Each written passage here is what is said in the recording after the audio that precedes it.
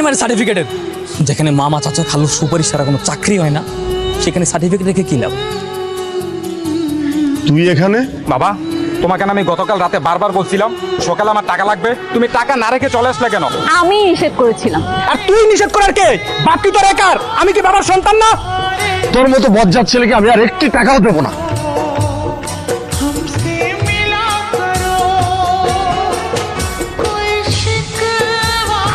আমি অফিসে গেলাম টাকা আনতে, আর আমি খুব তাড়াতাড়ি আমার সম্পত্তি আমার নামে চাই। এই তুমি কি মানুষ? দেখতেছো না বাবা অসুস্থ, বাবার গায়ে হাত কেন তুললে তুমি? অসুস্থ অসুস্থ করে তো 6 মাস ধরে মরতেছে না, মরলে তো আমি আমার ভাগের সম্পত্তি পাইতাম। আমার আপন বড় ভাই।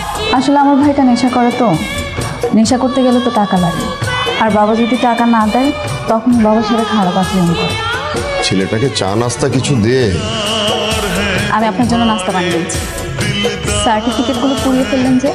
আমার বাবা আমাকে খুব কষ্ট করে মানুষ করেছে। রেজাল্ট ভালো থাকে ভেবেছিলাম ঢাকা শহরে এসে ভালো কোনো কোম্পানিতে চাকরি করতে পারবো। শত চেষ্টা করার পরও কারো কোনো সুপারিশ না থাকে, কোনো চাকরি কপালে দেখুন। আপনি কি চাকরি করবেন? আপনি যদি চান আমার পার্সোনাল অ্যাসিস্ট্যান্ট হিসেবে যোগ দিতে পারেন। আমি চাকরিটা করবো। ঠিক আছে, তাহলে নতুন করে কাগজপত্রগুলো এনে আমাদের অফিসে একটু যোগাযোগ করবেন। এটা বড় ছেলের চিন্তা। উনি অসুস্থর পরে ওনার মেয়ে এখানে বসে। আজ থেকে আপনার ডিউটি এখানে। এই ম্যানেজার,